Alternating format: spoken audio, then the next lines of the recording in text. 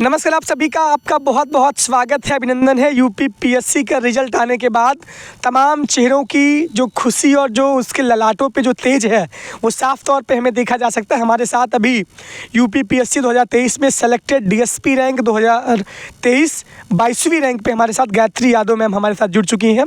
इनका एक वीडियो जो मॉक इंटरव्यू का यूपी पीएससी की बाहर लिया था वो भी बहुत ट्रेंड कर रहा है और पहला अटेम्प्ट है, पहला इंटरव्यू है और पहला ही सिलेक्शन है। सबसे पहले तो आपको बहुत ढेर सारी बधाइयाँ। बहुत बहुत धन्यवाद भैया। कैसा लग रहा है सिलेक्शन पाने के बाद? फीलिंग बहुत अच्छी आ रही है, सब लोग बहुत प्राउड फील कर रहे हैं, बहुत अच्छा फीलिंग है सच। फीलिंग बहुत अच्छा। सबसे बड़ी बात यह है कि इन्होंने प्रयागराज में रहकर ही सारी तैयारी की। अच्छा, बहुत लोग कहते हैं कि आप, मेरा पहला सवाल यही है कि पीसीएस और आईएएस बनना है तो प्रयागराज छोड़ के दिल्ली जाना पड़ेगा, इस पे क्या कहना चाहेंगी? ज़रूरी नहीं है कि दिल्ली जाएं, आप कहीं से भी कर सकते हैं, बाकी घर से भी कर सकते हैं। ऐसा कुछ नहीं है कि आप प्रयागराज आएँ, लेकिन ये होता है कि घर पे थोड़ा बहुत डिस्टर्बेंस हो जाता है, तो कहीं भी कर सकते हैं, कहीं भी रहिए, नो मैटर, लेकिन बस डेडिकेशन के साथ पढ़ाई करिए, ज़रूर होगा। डेडिकेशन आपने दिखाया तभी पहले अटेम्प्ट में, पहले इंटरव्यू में आपने सिलेक्शन पा लिया। अच्छा मैम, ये बताइए कि प्रयागराज वाले बच्चों के लिए सबसे पहले अपनी सफलता की कुछ लाइनें आप कह सकते हैं तो कहिए। प्रयागराज के बच्चों के लिए मैं राम की शक्ति पूजा की कुछ लाइनें बोलना चाहती हूँ कि विचलित होने का नहीं देखती मैं कारण, हे पुरुष सिंह तुम यह शक्ति करो धारण, शक्ति की करो मौलिक कल्पना, करो पूजन, छोड़ दो समर जब तक न सिद्ध हो रघुनंदन। कितनी भी कठिन परिस्थिति हो, घोर निराशा हो, लेकिन हमें पढ़ते रहना चाहिए। हमें निरंतर मोटिवेट, अंदर से जो मोटिवेशन होता है वो बनाए रखना चाहिए कि नहीं, हमको पढ़ना है, हमको पढ़ना है। बस ये एक चीज़ होती है कि आपके अगर अंदर से अलग है ना, कुछ करने की कुछ जज्बा है ना, तो वो आप अपने लक्ष्य को प्राप्त कर लेंगे, बहुत कठिनाई नहीं होती है। फिर कठिनाई तो नहीं होती, आपने अपने लक्ष्य को प्राप्त भी किया। अच्छा, सबसे बड़ा सवाल ये है कि आप कितने घंटे पढ़ती थी? सच बताइएगा। देखिए, घंटे तो ऐसे मैं डिसाइड नहीं करती थी, मेरा ये था कि खुशी से पढ़िए, एकदम मौज मस्ती से पढ़िए। ये नहीं है कि बहुत तनाव लेके पढ़ रहे हैं आप कि नहीं हमको 12 घंटे पढ़ना है, ऐसा कुछ नहीं है। जब नींद आए तब सोइए, जब मन हो तब पढ़िए, लेकिन ये है जब भी पढ़िए वो एकदम फोकस होके पढ़िए। 3 घंटे हम पढ़ते हैं तो 3 घंटे हमको उसमें आउटपुट मिलना चाहिए, और किसी को दिखाने के लिए नहीं पढ़ना है कि हम पढ़ रहे हैं तो कोई देख रहा है, नहीं। अपने लक्ष्य के प्रति, अपने प्रति ईमानदार रहना है। ईमानदार रह के पढ़ेंगे तो मुझे लगता है ज़्यादा आपको जल्दी सफलता मिल सकती है। तो ये है कि हम 4 से 5 घंटे तो मतलब लाइब्रेरी में यहाँ मेंटरशिप ज्वाइन की थी तो 5-6 घंटे मतलब लगातार पढ़ते थे, बाकी रूम पे भी पढ़ाई होती ही थी। अच्छा, रूम पे मतलब पढ़ाई होती थी। इस इंटरव्यू सेशन में हम लोग जो कैंडिडेट्स हैं उनके लिए बात करेंगे कि एनसीईआरटी कैसे पढ़ें, प्रीलिम्स की तैयारी कैसे करें, मेंस की तैयारी कैसे करें, धीरे धीरे अपने बेसिक को कैसे मजबूत करें और कैसे निकलेगा यूपी पीसीएस, इस पे हम पूरा सेशन में बात करेंगे। सबसे बड़ा सवाल ये है कि आपने कोचिंग की थी कि नहीं की थी? जी, मैंने कोचिंग यहाँ दृष्टि में ज्वाइन किया था, प्रयागराज से ही। अच्छा। और तो ये बताइए मैम कि कोचिंग का रोल होता है, अगर कोचिंग जो बच्चा ना भी करे तो वो निकाल सकता है कि नहीं निकाल सकता? जी ज़रूर, कोचिंग का रोल तो ये होता है कि एक मार्गदर्शन के तौर पे होता है कि हाँ, क्योंकि हमारा पीसीएम था तो बहुत नॉलेज नहीं थी, कोई फैमिली बैकग्राउंड भी नहीं था, तो इसलिए कोचिंग की। बाकी ज़रूरी नहीं है कि आप कोचिंग करें, कोई मोटी फीस दे के कोचिंग करने की बहुत ज़रूरत नहीं है, खुद से भी निकल जाएगा। सेल्फ स्टडी से बहुत सारे लोग निकालते भी हैं, और कहीं ना कहीं कोचिंग का एक रोल होता है, लेकिन मेन होता है खुद की पढ़ाई। सेल्फ स्टडी से ही निकला है, प्रीलिम्स के स्तर पे तो खुद से ही पढ़ाई करनी पड़ती है, और मेंस में भी कोचिंग का बहुत कोई रोल नहीं होता है। लेकिन ये है कि ठीक है, अगर कोई कर रहा है तो कोई दिक्कत नहीं है, लेकिन इतनी फ़ीस देने की कोई ये नहीं है, आप खुद से कर सकते हैं, क्योंकि पढ़ना खुद को ही होता है, कोचिंग कुछ नहीं घोल के पिला देते। जैसे ये था कि पहला अटेम्प्ट ही आपका था, पहला ही इंटरव्यू था, तो क्या सिलेक्शन, जब आप इंटरव्यू देके, मॉक इंटरव्यू देके बाहर आई थी तो फिर मैंने आपका इंटरव्यू, बहुत आप डरी सहमी सी, मतलब खुश भी दिख रही थी, दोस्तों के साथ आप जो है खुश भी थे, लेकिन क्या उम्मीद थी कि आप इतनी अच्छी रैंक और इतना अच्छा सिलेक्शन पा जाएंगी? देखिए, उम्मीद तो किसी को नहीं होती है, मुझे तो मॉक इंटरव्यू मतलब काफ़ी डर लग रहा था। कितने तक चला था इंटरव्यू? मेरा कम से कम 20-25 मिनट चला था, लेकिन ये था मेरा रियल इंटरव्यू जो हुआ था बहुत अच्छा। मतलब उस टाइम तक मेरा जो थोड़ा सा डर था, नर्वसनेस थी, वो बहुत कम हो गई थी।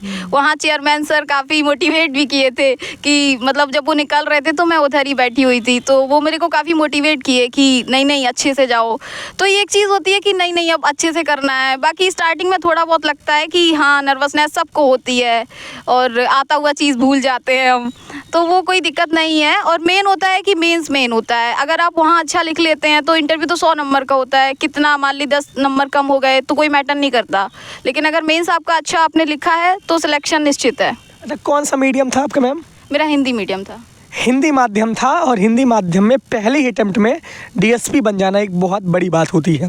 इस बार यूपी पीसीएस में बहुत सारे बच्चे हिंदी माध्यम के सिलेक्ट हुए, वो भी यूपी के 80% बच्चे सिलेक्ट हुए हैं। अच्छा, एक बहुत बड़ा सवाल ये है कि जो बच्चे अभी ग्रेजुएशन लेवल पे हैं, जो तैयारी शुरू करने के विचार में हैं, वे अपनी तैयारी की कैसे शुरुआत करें, कि शुरुआत कहाँ से की जानी चाहिए? देखिए तैयारी आप जैसे मान लिया आप ग्रेजुएशन में हैं तो आप फाइनल ईयर से कर सकते हैं। जैसे मैंने भी थोड़ा थोड़ा पढ़ने लगे थे, हम एनसीईआरटी पढ़ने लगे थे। ग्रेजुएशन में आपका क्या था? मेरा फिजिक्स था, मैथ था और कंप्यूटर साइंस थी।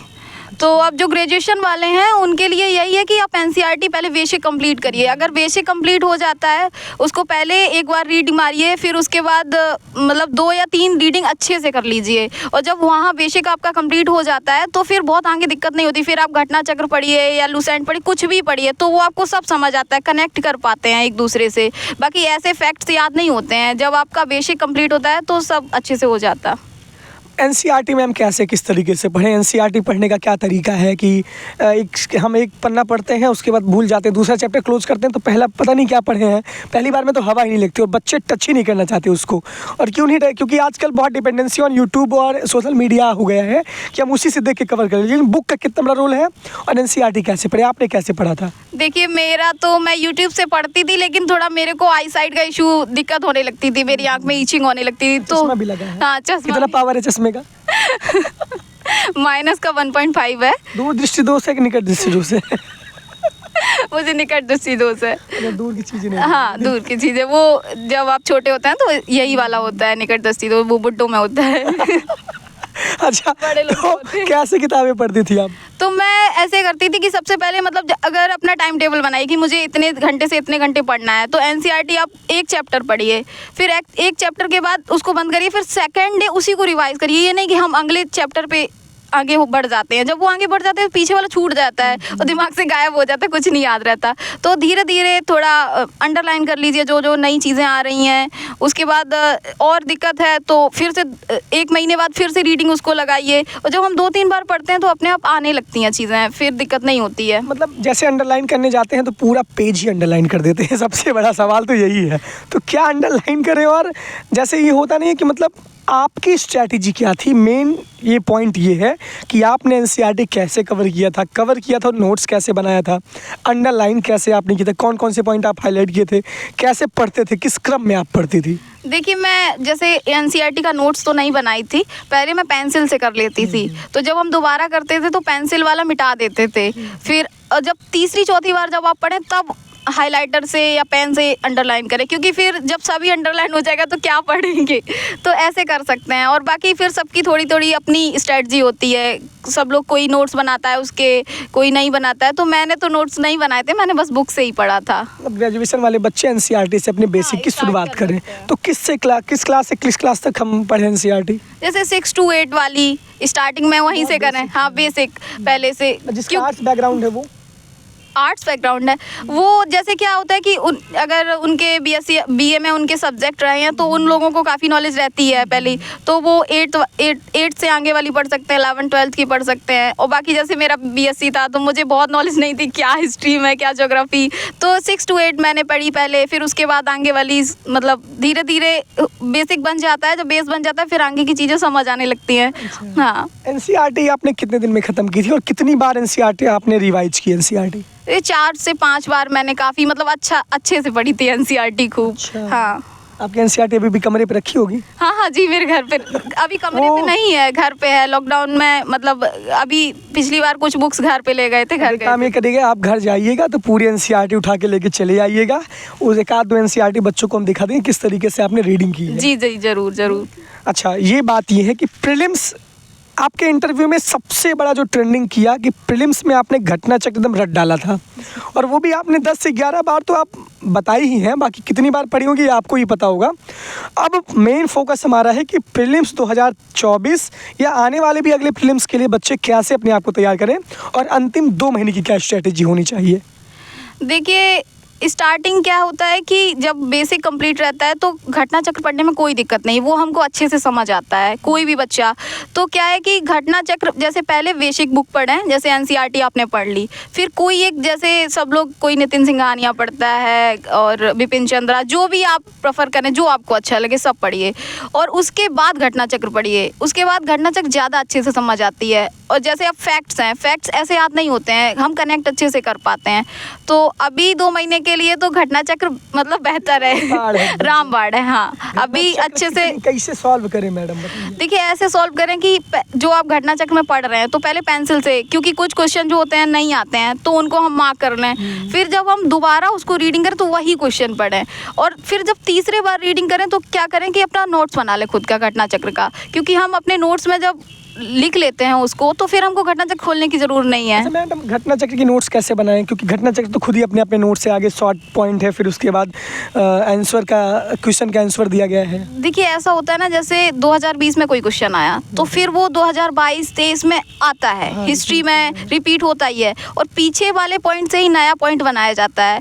तो हमें वो देखना कि हमको क्या नहीं आ रहा। मान लीजिए हमको जो नहीं आ रहा है हम उसको लिख लेते हैं, अपने लिख लिया, उसको ही रिवाइज करेंगे। जब वो आने लगेगा तो घटना चक्र मतलब हो जाती है पूरी। तो ऐसे करना है। अब ये नहीं कि पूरी घटना चक्र फिर से पढ़ना दोबारा से, तो वो थोड़ा लेंदी हो जाता है। बाकी ऐसे स्मार्टली तरीके से कर सकते हैं। अच्छा, आप सबसे बड़ा सवाल, घटना चक्र आपने कितनी बार अभी तक उसको एकदम से पढ़ डाला, एकदम से रट डाला, कितनी बार आपने पढ़ा है? देखिए, मैंने 2021 में पहला मतलब अपना बीपीएससी दिया था, तो बिहार वाले में जब पहला हमारा था तो हमको ये था कि अच्छे से करना है इसको। और कोई भी पेपर दीजिए ना, एकदम जी जान लगा के दीजिए, पूरी 100% अपनी दीजिए, बाकी होना नहीं होना अलग चीज़ है। तो हमने उसके लिए खूब अच्छे से घटना चक्र 2 से 3 बार पढ़ लिया था। फिर उसके बाद धीरे धीरे फिर ये सिलसिला बढ़ता ही गया, 10 से 11 बार तो मिनिमम मतलब हो ही चुका है। मतलब 10 से 11 बार घटना चक्र आपने एकदम रट डाला है। घटना चक्र की लाइन लाइन आपको रटी भी होगी। रटी है हमको एकदम रटी है। पूछिए, मतलब एकदम रहता है कि हाँ, प्रीलिम्स में दिक्कत नहीं होनी चाहिए अब कभी, ये रहता है। प्रीलिम्स में कितना नंबर था पिछले साल? मेरे 109 क्वेश्चन सही थे। 109 सवाल आपके सही थे? हाँ, 142 मैंने किए थे और 109 क्वेश्चन हमारे सही थे। 109 सवाल आपने प्रीलिम्स में सही। अच्छा, जो प्रीलिम्स 2024 के बच्चे हैं वो कितना सवाल अटेम्प्ट करें 150 सवालों में? देखिए, कट ऑफ हाई भी जा रही है। हाँ, कट ऑफ आई जा रही है। ये है कि ज़्यादा से ज़्यादा करिए, क्योंकि क्या होता है ना, 1/3 की माइनस मार्किंग रहती है, तो सही होने के चांस ज़्यादा रहते हैं। और यूपीपीसीएस में 1 और 2 वाला मोस्टली सही हो जाता है। तो ये है, A और B ऑप्शन सही हो जाता है। हाँ, मोस्टली सही हो जाता है। ये एक और बड़े राज आपको बता रहे हैं कि 109 सवाल इनका यूपीपीएससी में सही था, और सेलेक्टेड कैंडिडेट है। ये जो बताएंगे तो आप उसको तो मानेंगे ही मानेंगे, क्योंकि आपके लिए तो यही सबसे बड़ी संजीवनी बूटी है। मैम जो बोलेंगी आप उसको मानेंगे ही मानेंगे। ए और बी ऑप्शन ज़्यादातर सही, लेकिन अभी आपके बताए हुए जाके कैंडिडेट ए और बी सब मार के चले हैं तब क्या होगा? नहीं नहीं, ऐसे नहीं मारना है। ये नहीं है कि ए और बी सब सही हो जाता है, ऐसे नहीं। मतलब ये करना है कि जैसे कुछ क्वेश्चन एलिमिनेशन से होते हैं, कुछ क्वेश्चन में थोड़ा बहुत डाउट रहता है कि 2-4% का कि करें या ना करें, लेकिन उसको करना चाहिए। क्योंकि करने के क्या होता है कि चांस ज़्यादा, मतलब कहीं ना कहीं हमारे माइंड में रहता है कि हाँ ये सही है, तो हमको वही सही लगता है। तो करने से रिस्क लेना चाहिए, क्योंकि नहीं रिस्क लेंगे तो वैसे छट जाते हैं। 85-86 क्वेश्चन आ जाते हैं। तो ज़्यादा से ज़्यादा क्वेश्चन करिए अटेम्प्ट। अच्छा, जैसे कि आपने बोला कि घटना चक्र आपको 10 से 11 बार सॉल्व करना है। अच्छा, अंतिम 1.5 महीने की क्या स्ट्रेटेजी होनी? 17 मार्च को प्रीलिम्स है यूपीपीएससी का, तो अभी 28-29 तारीख हो चुका है, 1.5 महीने बचे हुए हैं। अंतिम 45 दिनों की एकदम शॉर्ट स्ट्रेटेजी बताइए कि किस तरीके से बच्चे कितना देर पढ़ें और क्या पढ़ें इतने दिनों में। अभी करंट पे फोकस करिए और बेटेज वाला चीज़ देखिए कि किससे ज़्यादा क्वेश्चन आ रहे हैं। अगर मॉडर्न से ज़्यादा आ रहे हैं तो उसको पढ़िए, और इकोलॉजी इन्वायरमेंट से ज़्यादा क्वेश्चन आ रहे हैं उसको पढ़िए, और ज्योग्राफी है वर्ड वाली पढ़िए अच्छे से। तो ये है जो जो जिससे ज़्यादा क्वेश्चन आ रहा है टॉपिक वाइज देखिए सिलेबस में, जिससे ज़्यादा क्वेश्चन आ रहे हैं पिछले साल के पेपर अच्छे से देखिए, उसी को पढ़िए। और उसके जो करंट अफेयर है उसके क्वेश्चन कम से कम 30 क्वेश्चन आते हैं, तो अगर उस पर हम अच्छे से फोकस करते हैं तो मुझे लगता है प्रीलिम्स निकल जाता है। अच्छा, करंट के लिए आपने क्या है, मतलब घटना चक्र ही आपने करंट के लिए पढ़ा था, जो ये दृष्टि उसकी आती है? हाँ, ई दृष्टि वाली तो लास्ट में पढ़ते हैं, वो तो 1 महीने पहले आती है। घटना सार आ जाती है, और यूट्यूब से देखते रहते हैं, जैसे जो भी वीडियो है 1-1 महीने वाले की मंथली वीडियो देख लीजिए, किसी 2-3 चैनलों के देख लीजिए। आपने देखा था? जैसे मैं उत्कर्ष का देख लेती थी, क्रैक जी के ट्रिक है उसका देख लेती थी, मतलब कोई भी देखिए तो 2-3 चैनल का देखिए, ये नहीं एक का, क्योंकि उससे हमें कुछ नया वैरायटी पता चलता है, नया डायमेंशन देखने को मिलता है कि हाँ ऐसे भी क्वेश्चन पूछा जा सकता है। तो ये है 2-3 का देखिए, और जल्दी 1.5 करके देख लीजिए, जल्दी खत्म हो जाता है। वो जल्दी स्पीड ज़्यादा रहती है। अच्छा मैम, आपने न्यूज़पेपर पढ़ा था कि नहीं पढ़ा था? न्यूज़पेपर आप पढ़ती थी कि नहीं, सच बताइए। देखिए मैं सच बता रही हूँ, मतलब मैंने न्यूज़पेपर बहुत ऐसे मैंने खुद मंगा के नहीं पढ़ा, लाइब्रेरी में जाते थे तो अगर मिल जाता था पढ़ने के लिए बाकी तो देख लेते थे, और बहुत मतलब इसलिए नहीं पढ़ा कि मतलब मुझे प्रीलिम्स देना है तो इसलिए मैं न्यूज़पेपर पढूं। बाकी ये रहता था कि न्यूज़पेपर से थोड़ा समझ विकसित होती है, एडिटोरियल पढ़िए तो उससे कुछ नए शब्द हमको सीखने को मिलते हैं, तो वो मेंस में काम आ जाता है काफ़ी, लेकिन प्रीलिम्स के लिए बहुत न्यूज़पेपर नहीं है मुझे लगता है। अच्छा, आपके पिताजी क्या करते हैं मैम? मेरे पिताजी किसान हैं। सबसे बड़ा सवाल ये है कि एक किसान की बिटिया इतना मेहनत करके दृष्टि IAS में कोचिंग करने के बाद, उसके बाद DSP में पहले ही इंटरव्यू में पहला सिलेक्शन पहले ही अटेम्प्ट में इन्होंने पाया। पापा जैसे कि एक किसान जो है, बहुत ज़्यादा संघर्ष उनके जीवन में रहता है, फसल अच्छी होती है, फसल ख़राब हो जाती है, सब उसी पे डिपेंड रहता है। तो पापा का कितना बड़ा मोटिवेशन आपके साथ रहा है? बहुत ज़्यादा, माता पिता का मतलब बहुत ज़्यादा रहता है, उनकी जो एक विश्वास होता है ना कि नहीं होगा, मतलब हम तो ये कहते थे कि नहीं हुआ तो कोई दिक्कत नहीं है, आप ठीक है, बहुत परेशान मत होइए, लेकिन उन लोगों को ये रहता है कि नहीं होगा, मैंने देखा है, मुझे लगता है कि होगा तुम्हारा, तो एक बहुत विश्वास रहता है। और कहीं ना कहीं अगर वो विश्वास आपके लिए ना इनर मोटिवेशन का काम करता है कि नहीं, जब हमारे माता पिता हम पे इतना विश्वास करते हैं तो हम कर लेंगे। और कहीं ना कहीं प्रभु जी का भी बहुत कृपा रहती है, वो लोग बहुत मतलब पूजा करते हैं, तो ये एक चीज़ें रहती है। जब मेरा इंटरव्यू था तो मम्मी पापा दोनों लोग मतलब भगवान जी के सामने, हाँ व्रत मतलब पूजा कर रहे हैं, मेंस चल रहा था तो डेली मतलब भगवान जी के सामने पूरा दिन बैठे रहना, तो ये चीज़ें बहुत मैटर करती हैं कहीं ना कहीं। और अच्छा, जब आपका सिलेक्शन हुआ तो पहला कॉल किसको गया आपका? मैंने सबसे पहले अपने भैया को कॉल किया था। भैया? हाँ। भैया क्या करते हैं आपके? मेरे भैया कस्टम में हैं। कस्टम में हैं, तो मतलब भैया का एक बहुत बड़ा रोल रहा होगा आपकी जर्नी में। बहुत बड़ा। मेरे भैया कहीं ना कहीं मतलब कहते हैं ना कि एक इंसान होता है जो आपको सबसे ज़्यादा प्रेरित करता है कि नहीं आप बन जाएंगे, वो मेरे भैया का बहुत मतलब मेरे पे कॉन्फिडेंस था कि नहीं तुम कर लोगी, मुझे पता है। मुझे कभी कभी डर लगने लगता था कि भैया यहाँ बहुत सारे लोग हैं, इतना पढ़ते हैं, पता नहीं कर पाएंगे कि नहीं, तो ये चीज़ होती है। मेरे भैया ने मुझे बहुत सपोर्ट किया, जब भी मैं डिमोटिवेट फील करती थी तो उन्हीं से बात करती थी, मुझे उन्हीं से सुकून मिलता था, मतलब लगता था कि नहीं हम कर लेंगे। अब ये बहुत भावुक सा पल भी होता है, गला भी भर आता है, जैसे ऐसी बातें करने के बाद पूछने वाले का भी और बताने वाले का भी। आपका तो सिलेक्शन हुआ है मैम, तो पापा को आपने कॉल किया तो पापा का पहला रिएक्शन क्या था? मैंने पिताजी को नहीं बताया, मतलब मेरे पिताजी हार्ट पेशेंट है, तो मैंने मम्मी को बताया, मतलब पिताजी को फ़ोन किया तो मैंने कहा कि मम्मी को आप फ़ोन दीजिए, तो फिर मैंने मम्मी को बताया कि मम्मी हो गया। मम्मी कह रही क्या? हम कह रिजल्ट में हो गया, तो कह रही कि किस में हुआ है? हम कह डिप्टी SP में हुआ है। तब तक सब लोग मतलब मेरे चाचा जी भी साथ रहते हैं, सब लोग साथ आ गए कि अच्छा हो गया। तब तक मेरा फ़ोन ऑफ हो गया, मेरा फ़ोन चार्ज नहीं था सुबह से, तो फ़ोन ऑफ हो गया। फिर भैया ने बताया, मतलब फिर मैं बहुत बात नहीं कर पाई, सब लोगों के कॉल आने लगे, तो यही सब था। मतलब बधाइयों का तांता तो लग ही गया होगा, सबके आंसू भी निकले होंगे क्योंकि खुशी के आंसू होते हैं। अरे बहुत ज़्यादा, मैं तो मतलब उनको रियल में नहीं देख पाई, बस फ़ोन पे फील कर पा रही थी कि हाँ मतलब बहुत सब लोग प्राउड फील कर। आपने भी मतलब खुशी के आंसू आपके भी आए थे? जी ज़रूर, क्यों नहीं, आते ही हैं। जब आप किसी चीज़ के लिए इतना दिन से मेहनत करते हैं, पूरा 100% देते हैं, तो वो चीज़ बहुत भावुक करने वाला पल होता है। अच्छा, जब मेंस का समय चल रहा था तो मेंस के समय में आप मतलब कितना घंटे आप अपने आप को देती थी पढ़ाई में? ऐसा तो मैम होगा नहीं कि 3-4 घंटे पढ़ के चीज़ें निकल जाएंगी, तो मेंस के समय कितना डेडिकेट होकर कैंडिडेट को पढ़ना चाहिए?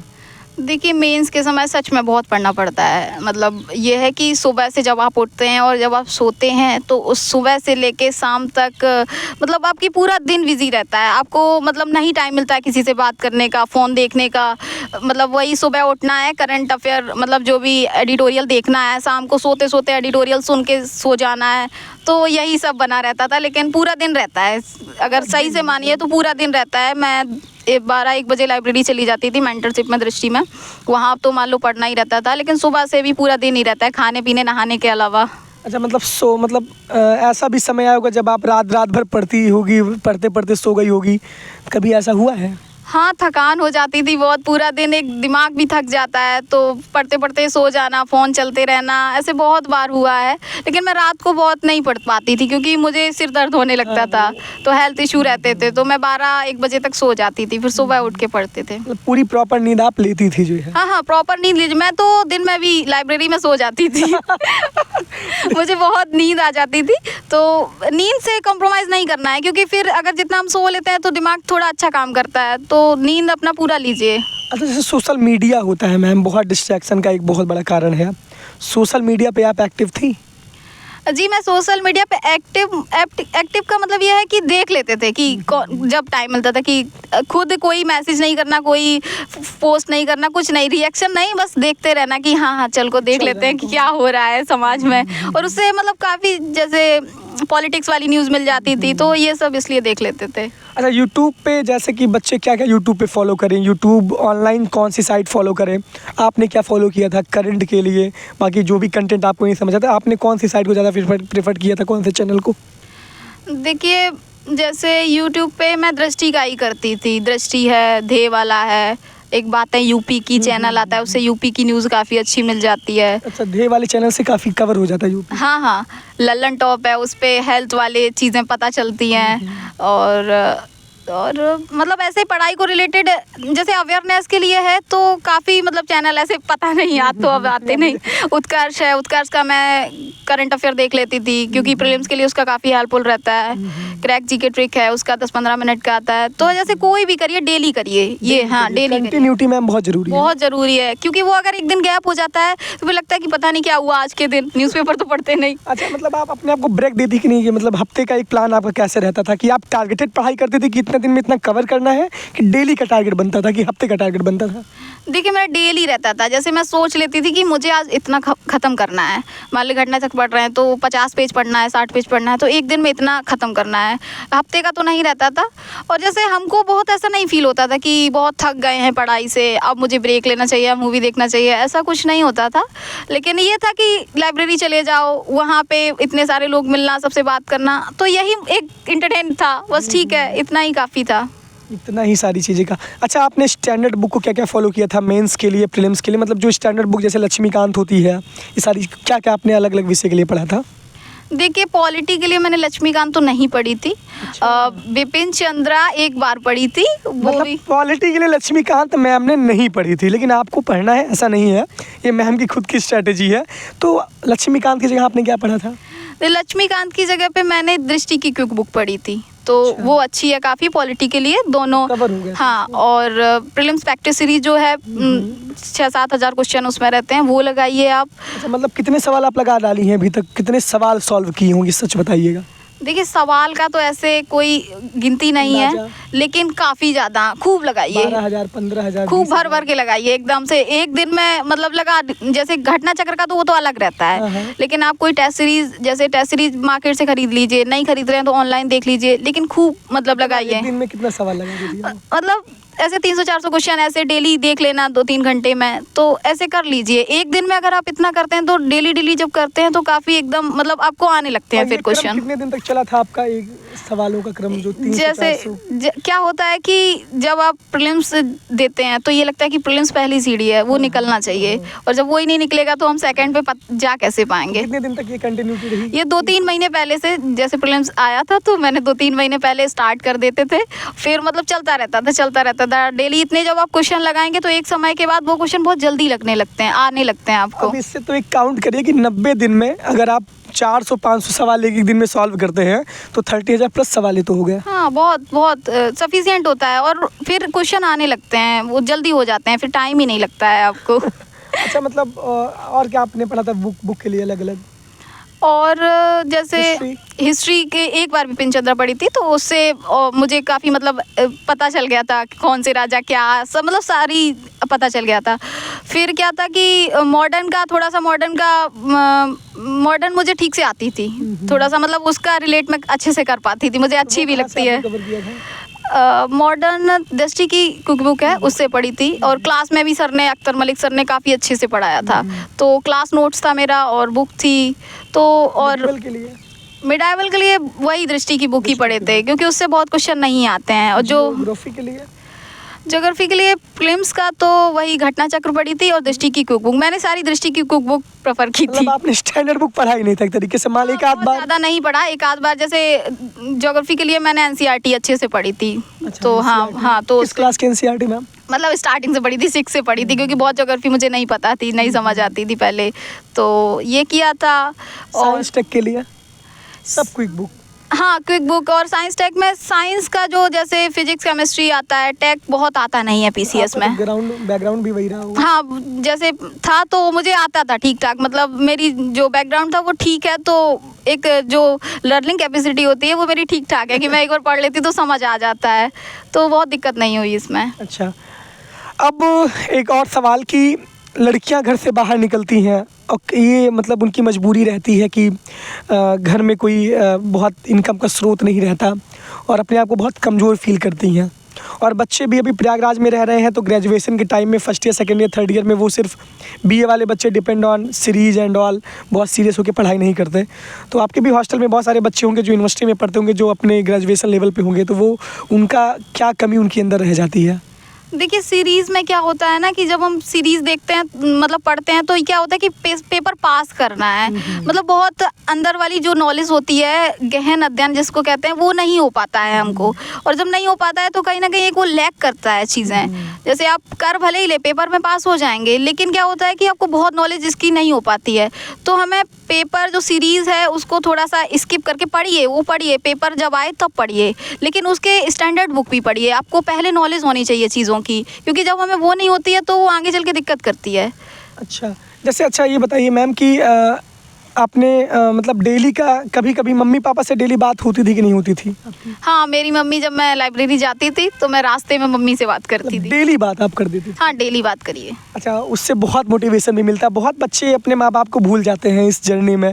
जर्नी का मतलब ये है कि उनके जीवन में इतनी सारी चीज़ें चलती रहती हैं कि वो अपने माता पिता से इरिटेट होते हैं। बात करते हुए लगता है कि मम्मी का फ़ोन है तो सबसे ज़्यादा गुस्सा तो मम्मी पे उतारते हैं कि क्या करियो, फ़ोन रखो। 2 मिनट का समय रहता है, मम्मी से बतिया के खत्म, पापा से बात ही नहीं होती, और बोलते हैं तो फिर डांट वाट लेते हैं, सारी चीज़ें होती हैं। तो ये बहुत आजकल के युवाओं के अंदर देखा जाता है, लड़के लड़कियों के अंदर, कि वो अपने माता पिता से ज़्यादा अपने दोस्तों को ज़्यादा प्रियोरिटी देते हैं। तो इस वजह से उनका बहुत अच्छा मतलब कॉन्फिडेंस भी नहीं बहुत अच्छा रहता। तो इसके लिए क्या कहना चाहिए कि माता पिता क्या है इस जीवन में बच्चों के लिए? देखिए, माता पिता वो कुंजी हैं जो आपको यहाँ तक पहुँचाया है, और उन्हें नहीं भूलना है। और क्या होता है कि माता पिता जब थोड़े से मतलब बूढ़े होने लगते हैं तो उनको बच्चे की ज़्यादा ज़रूरत लगती है। मुझे लगता है प्रत्येक बच्चे को डेली अपनी मम्मी पापा से बात करनी चाहिए, और उनको बहुत अच्छा फील होता है कि नहीं बच्चा हमसे जुड़ा है, और आप भी कहीं ना कहीं बहुत अच्छा फील करेंगे। ठीक है, दोस्तों को भी टाइम दीजिए, लेकिन जो माता पिता हैं वो सर्वोपरि हैं, हमें उनसे नहीं कटाव फील करना है। उनसे बहुत मोटिवेशन लगता है कि नहीं मेरे माता पिता ठीक हैं। और जब हम मान लीजिए आप उन्हीं को नहीं कर रहे हैं तो फिर आगे चल के क्या मतलब है ऐसी पढ़ाई का, ऐसी चीज़ों का। ठीक है, थोड़ा बहुत घूमिए फिरिए सब करिए, लेकिन माता पिता को अपेक्षित करके कुछ संभव नहीं है इस जीवन बार में। बेटियां बहुत सिलेक्शन पाई हैं यूपी पीसीएस में, तो उन लड़कियों के लिए क्या मोटिवेशन आप देना चाहेंगी जो लड़कियां गांव के परिवेश से निकल के प्रयागराज में आती हैं? बहुत ताना भी सुनने को मिलता है कि ये देखा बाप जो ना है ज़िंदगी खेती खेती करते रह गए और बिटिया के बाद कलेक्टर बने। आपको भी सुनने को मिला कि नहीं? झूठ मत बोलिएगा। नहीं नहीं, देखिए हमको ऐसे कुछ सुनने को नहीं मिला, हमारे घर में भी और हमारे साइड ऐसा कुछ नहीं होता है। और मैं पहले से भी पढ़ने में ठीक थी, तो मतलब सब लोग कहते थे कि नहीं आप पढ़िए, आपका नहीं, बहुत होगा। बच्चियों को मतलब ऐसा ताना झेलने को मिलता है, लड़कों को भी मिलता है, ऐसा नहीं है कि ये देखा गया है इलाहाबाद तीरंदाजी मारे तीरे, एक होता नहीं, एक नॉर्मल एक बता रहे रिएक्शन। हाँ। रिश्तेदार तो बहुत पीछे ठूस ठूस के पढ़ते हैं, कहो फलाने तो लड़की को क्या कर दो यार, क्या अटेम्प्ट भा क्या कितना दिन से पढ़त बा, 6 साल से 7 साल से, तो उसमें एक ये रहता है। तो फिर उन बच्चियों के लिए आप क्या मोटिवेशन देना चाहेंगे जो लड़कियाँ प्रयागराज में रह के पढ़ रही हैं, अपने आप को कमज़ोर महसूस कर रही हैं, उनके लिए? देखिए एक चीज़ है कि माता पिता को सबसे पहले तो अपनी बच्चियों पे विश्वास करना चाहिए कि नहीं, हमारी लड़की लड़का बराबर है और वो कर सकती है। और मुझे लगता है कि लड़की ज़्यादा मतलब डेडिकेशन के साथ पढ़ती है, क्योंकि उसके पास क्या होता है कि कहीं शादी करनी है, ये करना है, वो करना, तो ये सब चीज़ें एक वो रहती हैं। तो लड़कियां मुझे लगता है ज़्यादा फोकस होके पढ़ती हैं। और दूसरी बात ये है कि जब हम अपने बच्चों पे विश्वास करते हैं तो बच्चे निश्चित तौर पर आगे बढ़ते हैं। और ठीक है, रिश्तेदार कहते हैं कहने दीजिए, बहुत ध्यान नहीं देना है, थोड़ा कटाव कर लीजिए, मैं तो कहूँगी सिलेक्शन हो जाता है उसके बाद सब बात करते हैं, तो बहुत ध्यान नहीं देना है। लोग कहते हैं, उनका काम है कहना, आपको अपना काम है करना, तो आप अपनी सफलता से उनको जवाब दीजिए, बाकी बात करने से कोई मतलब नहीं। और दूसरी बात है कि लड़कियों के लिए मैं यही कहना चाहूँगी कि बेटी वो है जो भारत की नारी है, बेटी वो है जो भारत की नारी है, आधे में नहीं पूरे में नहीं, भारत के विकास पे बराबर की हिस्सेदारी है। बहुत शानदार, मैम ने बहुत शानदार कवर ड्राइव खेली यहाँ पे। ये सवाल जवाब का सेशन यहाँ पे अब हम समाप्त करते हैं। आपको मैम बहुत ढेर सारी बधाइयाँ। आखिरी सवाल आपसे कि आपका डेली का रूटीन क्या रहता था, डेली का टाइम टेबल आपका क्या रहता था, और एस्पिरेंट को कितना देर अपनी पढ़ाई पे देनी चाहिए?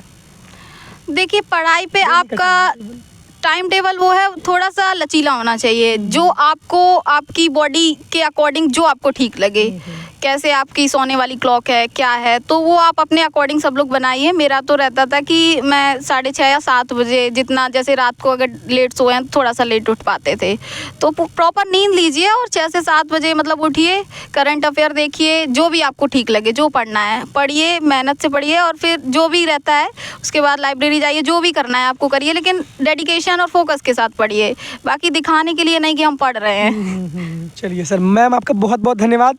उम्मीद करते हैं कि आपके इस इंटरव्यू सेशन से बहुत सारे बच्चे लाभान्वित होंगे और आपने बहुत कुछ सीखा भी होगा, किस तरीके से एक किसान की बिटिया पहले अटेम्प्ट में, पहले ही इंटरव्यू में सिलेक्शन पाके डीएसपी, जो कि आगे आने वाले समय में प्रमोशन भी होगा मैडम का, उम्मीद यही करते हैं। अभी तो पहले सेवा करने जाएंगी, पहले इनका ट्रेनिंग होगा। आपका बहुत बहुत धन्यवाद, आपका बहुत बहुत आभार। Thank you sir, thank you. Thank you.